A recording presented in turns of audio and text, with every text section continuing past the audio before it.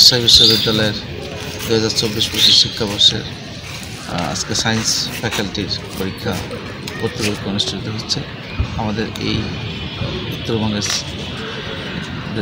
বিশ্ববিদ্যালয়ের আওতায় 3টি কেন্দ্রে ভর্তি পরীক্ষা অনুষ্ঠিত হচ্ছে। তার মধ্যে বিজ্ঞানরক্ষা বিশ্ববিদ্যালয়, আমাদের camp public school and college and million star school and college, এই 3টে সেন্টারে অনুষ্ঠিত হচ্ছে। এখন পর্যন্ত সুষ্ঠু সুন্দরভাবে পরীক্ষা অনুষ্ঠিত হচ্ছে। আমাদের পরীক্ষার্থী টোটাল সংখ্যা হল 6,767 জন।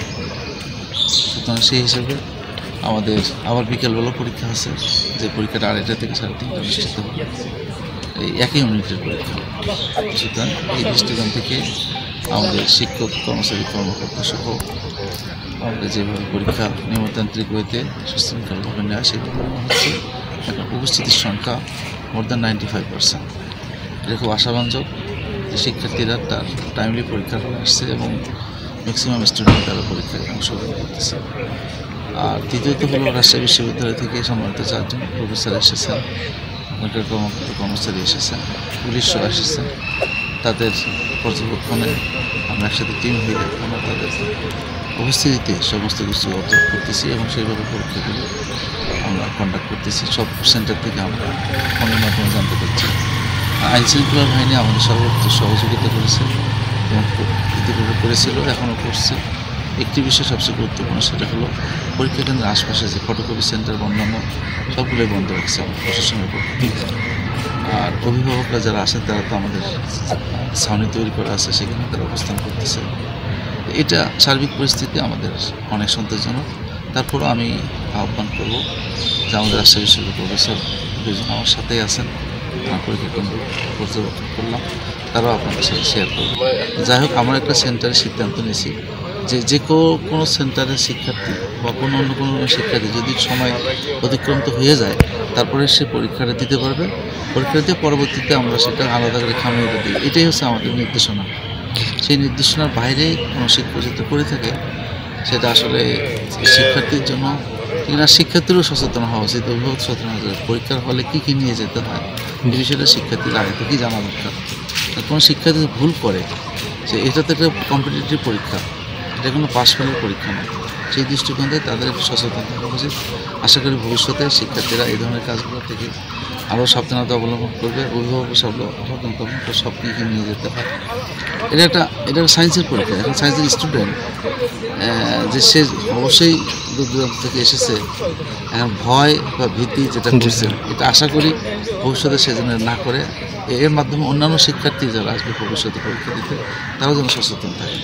তো সেখানে আমাদের রেজিস্ট্রেশন কার্ডটা ভুলবশত অনেকেই আজকে যেটা হয়েছে, তো আইডেন্টিফাই করার জন্য তো বিভিন্ন পদ্ধতি আছে আমাদের বর্তমান সময়ে। তো আমরা শুধুমাত্র অ্যাডমিট কার্ড দিয়ে বিভিন্ন পদ্ধতিতে এখানে পরীক্ষা দেওয়ার যদি আমরা তাদের সুযোগ করে দেই, এটা মানে হবে কি না? আসলে বিষয়টা হলো আমরা আইডেন্টিফিকেশনটা আমাদের করতে হবে। আমাদের কাছেও কিন্তু একটা পরিস্থিতি তাদের আছে, সেটা হলো আমরা যারা সংরক্ষণ করে রাখি, আর ওদের যখন আইডি কার্ড দেওয়া হয় এটারই কপিটা দেওয়া হয়। আমাদের এখানে ইন্টারমিডিয়েটেরও একটা রেজিস্ট্রেশন কার্ড দেওয়া হয়, সেখানেও কিন্তু তার ছবি আছে, সেটা তার সিগনেচারও আমরা মিলে। একজন পরিদর্শক হিসেবে পরীক্ষার হলে এই জিনিসটা ম্যান্ডেটরি, কারণ কোনো অসুবিধা পড়ে যেন কারো পরীক্ষার পরিবর্তে আরেকজন পরীক্ষার্থী এখানে পরীক্ষা দিতে না পারে, এটাই হচ্ছে সবচেয়ে বড় আমাদের আইডেন্টি। কারণ এটা যদি করে আমাদের কারোর জন্যই শুভকর না, একজন রিপ্লেসমেন্ট আরেকজন পরীক্ষা দেবো, ওই জন্য আইডেন্টিটিগুলো আমাদের দরকার হয়। সিকিউর আমার কাছে মনে হচ্ছে যে কোনো অভিভাবক পর্যন্ত ঢুকতে পারছে না, একমাত্র ক্যান্ডিডেট ছাড়া। তো ক্যান্ডিডেট আইডেন্টিফাই করে একমাত্র হয়তো অ্যাডমিট কার্ডটা তার আছে কিনা এটাই দেখা। আর এখানে রুমে আসি তার সব কিছু চেক করা হবে, এই জন্য ইনভিজিলটা নিয়ে করা আছে, তাই না? আর আপনি যেটা বললেন আর কি, রেজিস্ট্রেশন কার্ড নিয়ে আসেনি, সেটা আমরা কিন্তু বলে দিয়েছি।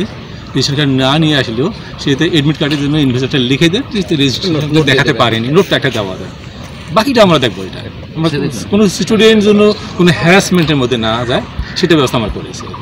ওই যে অনেকে অ্যাডমিট কার্ড নিয়ে আসেনি, 1 কপি নিয়ে আসছে, আমরা ব্যবস্থা করছি আপনার ফটোকপি করে সেটা দিয়ে দেন, আমরা দেখবো সেটা। কাজে এখানে শিক্ষার্থীর জন্য কোনো প্রকার হ্যারাসমেন্টের শিকার না হয়, সেই ব্যবস্থা আমরা নিয়ে এসেছি।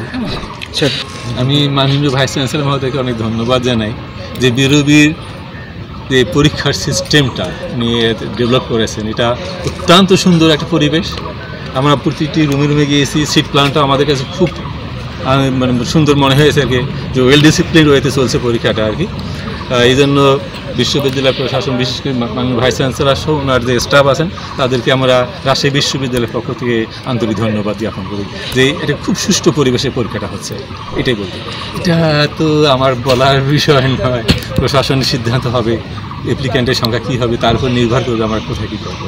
তবে যেহেতু প্রক্রিয়া চালু হয়েছে, আমার মনে হয় না যে এটা থেমে যাবে আর কি, এটুকু বলতে হবে, থেমে যাবে কথা নয়।